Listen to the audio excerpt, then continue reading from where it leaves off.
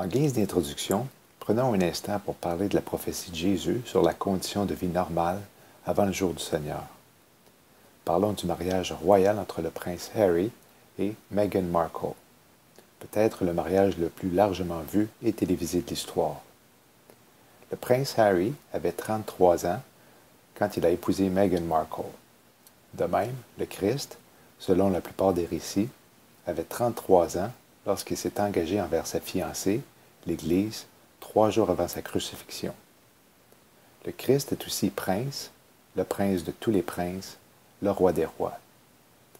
Il prend une mariée gentille mixte, comme Madame Markle. Meghan n'a pas été donnée au prince Harry par son propre père biologique, mais par le père du futur marié, le futur roi. De même, l'épouse du Christ est aussi donnée en mariage par le père du marié, le roi de l'univers. Le mariage royal pâlit par rapport au mariage royal cosmique à venir. Même si quelques-uns ou quelques-unes d'entre vous avaient visionné les vidéos concernant Apocalypse 12, j'aimerais vous rappeler quelques points si attachants avant de vous apporter d'autres informations qui ont pour but d'édifier vos âmes. Lorsqu'il avait été remarqué qu'Apocalypse 12, versets 1 et 2 concernant une femme enceinte représentant Israël allait se réaliser le 23 septembre 2017, des millions de chrétiens, y compris moi, se sont interrogés à savoir si l'enlèvement se réaliserait à cette date, puisqu'au verset 5, son enfant, qui représente l'Église, fut enlevé vers Dieu et vers son trône. Le mot « enlevé » étant le même que celui dans 1 Thessaloniciens 4,17 concernant l'Église, le corps de Christ. Il était tout à fait normal d'avoir raisonné de la sorte pour ceux qui surveillent les signes se dérouler devant nos yeux reliés au retour de Christ.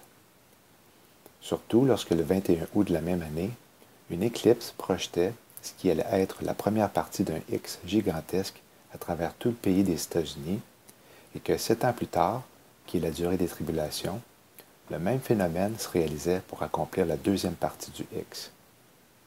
Il était logique de faire une connexion entre la dernière lettre de l'alphabet hébreu et l'éclipse, puisque la lettre juive ressemble à la lettre X et signifie signe ou marque, tandis que sa valeur numérologique est de 400, alors que le Soleil est 400 fois plus loin que la Lune par rapport à la Terre, en plus d'avoir un diamètre d'environ 400 fois plus grand. Par conséquent, un autre lien pouvait aussi être fait avec l'année juive 5778, qui débutait le 17 mars 2018, ou, selon le calendrier hébreu, le 1er de Nissan, journée du début d'une année, selon la Bible, et que la température de la surface du Soleil est de 5504,85 degrés Celsius, ou encore 5778 Kelvin. La raison pourquoi Dieu a créé le Soleil, la Lune et les étoiles était de distinguer le jour de la nuit, mais pour qu'ils soient également des signes pour nous avertir d'un événement important à venir. L'éclipse du 21 août avait-elle été utilisée par Dieu pour nous informer que la 70e année de la Renaissance d'Israël serait une année prophétique? Jugez par vous-même. L'éclipse totale apparaissait dans le ciel exactement 33 jours avant l'accomplissement des 2 premiers versets de la femme enceinte du livre de l'Apocalypse. 33 était l'âge que Jésus avait lorsqu'il s'est fait sacrifier pour nous à la croix du Calvaire. En effet, la Lune s'est placée devant le Soleil la 233e journée de l'année. Elle avait traversé la nation américaine sur une période d'1 heure et 33 minutes. Sa trajectoire a débuté par l'Oregon, qui est le 33e État d'Amérique, et a terminé son trajet avec la Caroline du Sud étant au 33e parallèle. La ville de Weiser, en Idaho, faisait partie de la trajectoire. Weiser est un mot allemand qui fait référence à « le roi ». Et lorsque le mot Weiser est traduit de l'allemand à l'anglais, on obtient homme sage, qui nous fait penser aux sages de l'Orient, qui ont su reconnaître que l'étoile de Bethléem était un signe de la première venue de Jésus-Christ. La ville de Jérusalem était ce qui ressortait le plus de ce phénomène astronomique historique. Premièrement, le spectacle céleste a débuté à 10h18 en Amérique, alors qu'au même moment le soleil se couchait à Jérusalem. Salem, la capitale de l'État d'Oregon, était la première ville qui a été témoin de l'éclipse. Salem est une version abrégée et le nom original de Jérusalem. Jérusalem est la ville la plus prophétique de toute la Bible.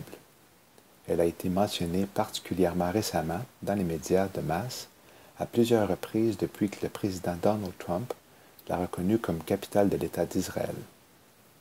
Il y a plus de 2500 ans, Dieu inspira le prophète Zacharie à écrire « La parole de l'Éternel prononcée sur Israël. Ainsi a dit l'Éternel, qui a étendu les cieux, qui a fondé la terre et qui a formé l'esprit de l'homme au-dedans de lui.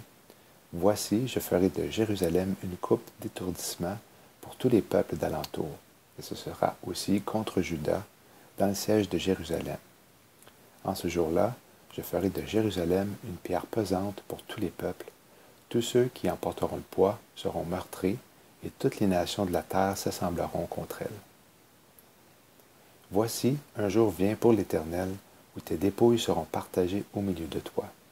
J'assemblerai toutes les nations à Jérusalem pour lui faire la guerre, et la ville sera prise.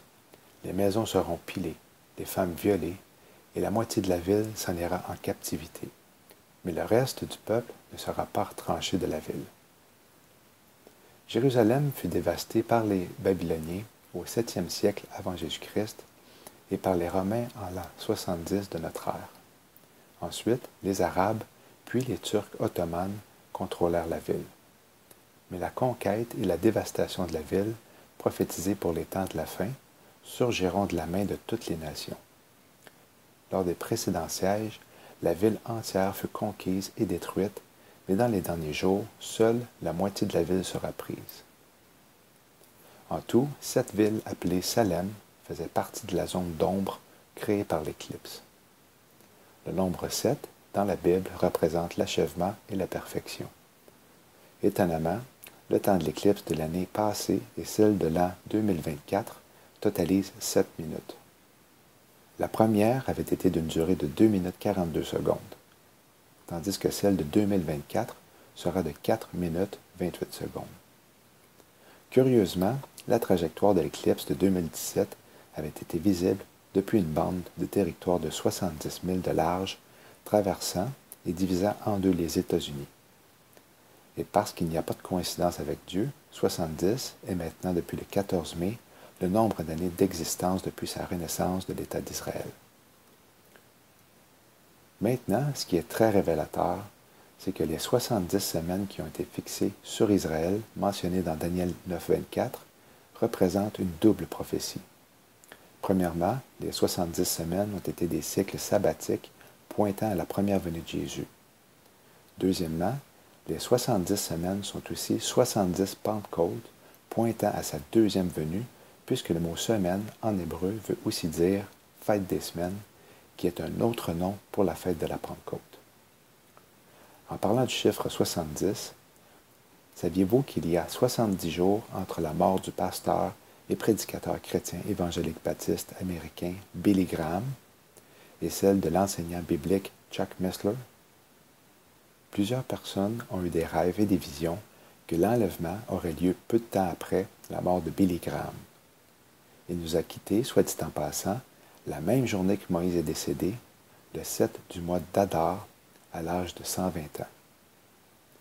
Il y a exactement 120 jours entre le 21 février, date de son décès, et le 21 juin. Nous sommes présentement au mois de juin, et c'est le 21 que l'été s'entamera officiellement. Le 21 du 6e mois, ou encore le 8 de Tammuz, selon le calendrier hébreu, pourrait avoir un lien quelconque avec la date de naissance de Barack Hussein Obama, qui est né un 4 août, qui se trouve à être la 216e journée de l'année. Barack Hussein Obama et sa femme Michelle se sont entendus le 21 mai dernier avec la compagnie par excellence de communication Netflix. Le contrat signé pour plusieurs années porterait sur plusieurs dizaines de millions de dollars. L'entreprise, avec ses 125 millions d'abonnés, est maintenant le média le plus influent au monde, surpassant le géant Disney. Le président français, Emmanuel Macron, élu avec 66,06% des voix, qui a pris ses fonctions le jour du 69e anniversaire d'Israël et s'est autoproclamé Jupiter en hommage au dieu païen, le plus élevé du panthéon romain et grec, réunira une coalition de 10 pays volontaires pour préparer les forces armées européennes à agir ensemble dans les situations d'urgence et rallier la Grande-Bretagne à cette coopération militaire au moment où elle quitte l'Union européenne. Les ministres de la Défense de la France, du Royaume-Uni, de l'Allemagne, de l'Italie, de l'Espagne, des Pays-Bas, de la Belgique, du Portugal, du Danemark et de l'Estonie signeront un protocole d'intention à Paris en juin 2018. L'approche de la saison estivale devrait être prise au sérieux, spécialement par rapport au retour de Jésus-Christ si l'on considère son affirmation sur la parabole du figuier symbolisant Israël. Or, comprenez la similitude prise du figuier. Quand ses rameaux sont tendres et qu'il pousse des feuilles, vous connaissez que l'été est proche. Vous aussi, de même, quand vous verrez toutes ces choses, sachez que le Fils de l'homme est proche et à la porte. Je vous dis en vérité que cette génération ne passera point que toutes ces choses ne soient arrivées. Fait intéressant est que le mot génération en grec, dans le passage de Matthieu 24, signifie aussi naissance ou nativité, nous ramenant encore à la femme enceinte et son lien avec le jour de l'Éternel, qui est le temps de Jacob. Celui qui amasse en été est un fils prudent. Celui qui dort pendant la moisson est un fils qui fait honte. Le mot amasse, dans le verset du livre des Proverbes, veut dire rassembler et récolter. Éphésiens 5, 14 à 17. C'est pour cela qu'il est dit: réveille-toi, toi qui dors, et te relève d'entre les morts, et Christ t'éclairera. Prenez donc garde à vous conduire avec circonspection, non comme des insensés, mais comme des personnes sages. Rachetez le temps, car les jours sont mauvais. C'est pourquoi ne soyez pas sans prudence, mais comprenez quelle est la volonté du Seigneur. Est-ce que Jésus, dans Matthieu 24, au verset 36, en déclarant que personne ne connaît ni l'heure ni le jour, faisait référence à l'enlèvement, ou plutôt à ce qu'il venait de mentionner précédemment, soit « Le ciel et la terre passeront, mais mes paroles ne passeront point ». Un passage similaire dans son concept est celui d'Apocalypse 20, verset 11. Puis je vis un grand trône blanc, et quelqu'un assis dessus, de devant lequel s'enfuit la terre et le ciel, et il ne se trouva point de lieu pour eux. Souviens-toi donc de ce que tu as reçu et entendu, garde-le et te repens. Que si tu ne veilles pas, je viendrai vers toi comme un larron, et tu ne sauras point à quelle heure je viendrai vers toi. Jésus nous informe dans ce passage qu'il est possible de connaître l'heure de son retour comme à travers l'apôtre Paul dans sa lettre aux Thessaloniciens. Pour ce qui est des temps et des moments, vous n'avez pas besoin, frères, qu'on vous en écrive, car vous savez bien, vous-même, que le jour du Seigneur viendra comme un voleur dans la nuit. Quand les hommes diront paix et sûreté, alors une ruine soudaine les surprendra, comme les douleurs de l'enfantement surprennent la femme enceinte, et ils n'échapperont point. Mais vous, frères, vous n'êtes pas dans les ténèbres, pour que ce jour vous surprenne comme un voleur. Vous êtes tous des enfants de la lumière et des enfants du jour. Nous ne sommes point de la nuit ni des ténèbres. Ne dormons donc point comme les autres, mais veillons et soyons sobres. Car ceux qui dorment, dorment la nuit, et ceux qui s'enivrent la nuit. Mais nous, qui sommes du jour, soyons sobres, ayant revêtu la cuirasse de la foi et de la charité, et ayant pour casque l'espérance du salut. Car Dieu ne nous a pas destinés à la colère, mais à l'acquisition du salut par notre Seigneur Jésus-Christ, qui est mort pour nous, afin que, soit que nous veillions, soit que nous dormions, nous vivions ensemble avec lui. C'est pourquoi exhortez-vous réciproquement et édifiez-vous les uns les autres, comme en réalité vous le faites. Paul nous informe que notre délivrance sera comme une femme à travail. Notez que les chiffres concernant le verset pourraient avoir une connexion avec la capture des 153 poissons et sa signification dont Jésus fait mention dans Jean 21. Curieusement, le 23 septembre 2017 était la 266e journée de l'année. Pape François est le 266e pape, et encore une fois on observe bien le souci des nombres, puisqu'il s'est rendu à la Maison-Blanche pour rencontrer l'ancien président le 266e jour de l'année 2015, qui était le 23 septembre. Souvenez-vous, en 2014, le jour où le pape se rendait en Terre Sainte, la Turquie était marquée par un tremblement de terre causant 266 blessés. Si l'on ajoute 266 jours, qui sont la durée moyenne de la grossesse d'une femme enceinte, à partir du 23 septembre 2017 concernant une femme en travail, on arrive au 16 juin 2018, journée de la conférence animée par le toujours intéressant Dr Pierre Gilbert, dont je vais assister et que je vous encourage à faire de même pour s'exhorter les uns les autres. En bonnie, Richard de Is the Lamb sera présent pour nous étonner comme à l'habitude avec de pertinentes informations. En conclusion, le 21 septembre 2017, à la fête des trompettes, 2 jours avant Apocalypse 12, le son de ces instruments retentissait dans nos cœurs et annonçait qu'un grand signe dans le ciel se réalisait. Est-ce que les versets 3 à 5 sont sur le point de se réaliser? Nous sommes presque arrivés au terme de la durée d'une femme enceinte depuis la fameuse date. Il serait surprenant que nous soyons encore ici à la fin de l'été.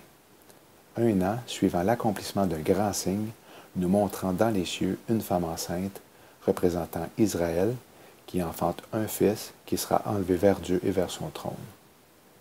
Je vous laisse sur une vidéo récente de la planète X qui serait, selon plusieurs, et je m'inclus également, le grand dragon rouge d'Apocalypse 12. Shalom. Hi everyone, this is Nibiru Watcher, watching the sunrise, and now this object is now at the 7 o'clock position. I'm going to catch it on time-lapse and regular video. Let's zoom in a little further on this. See it behind the trees, the lens flare over here. Let's zoom in on that. See,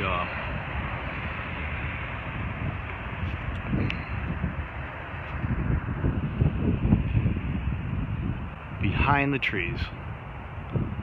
Oh my gosh, people. Let's get right with God. I will show wonders in the heavens and in the earth. Are there spots on this thing? I'm not sure. The time-lapse can't zoom in on it. Let's go back to time-lapse.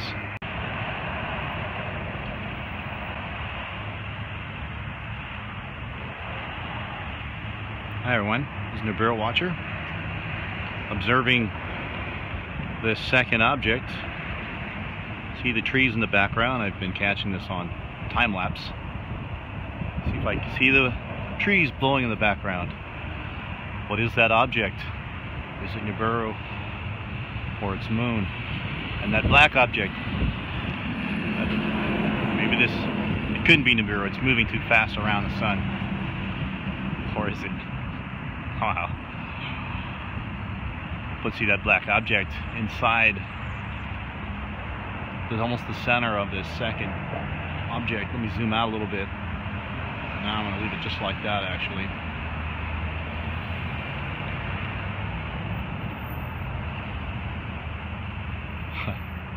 So I'm going to move the camera out a little bit. You can see the lens flare there.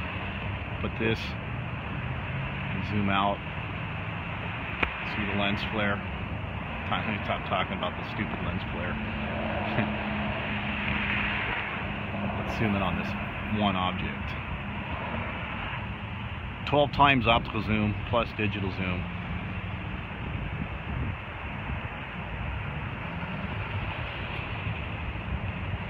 Appears to be moving closer to the sun and rotating definitely counterclockwise.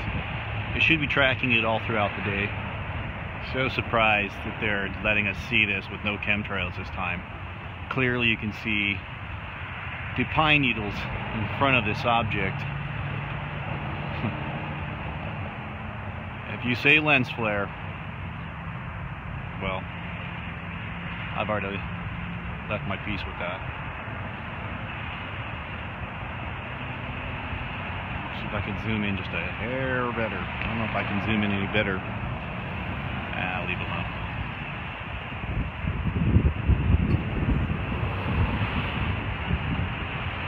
Let's put a welder's filter in front of it. See see what it looks like.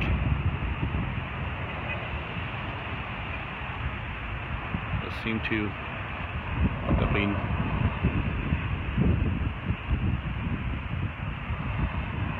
be too smooth of a round object to be a sun. It looked like Nemesis at first when it was low on the horizon, since it's been following up with the sun. It's almost as fast as the sun is moving. Actually, it must be moving faster.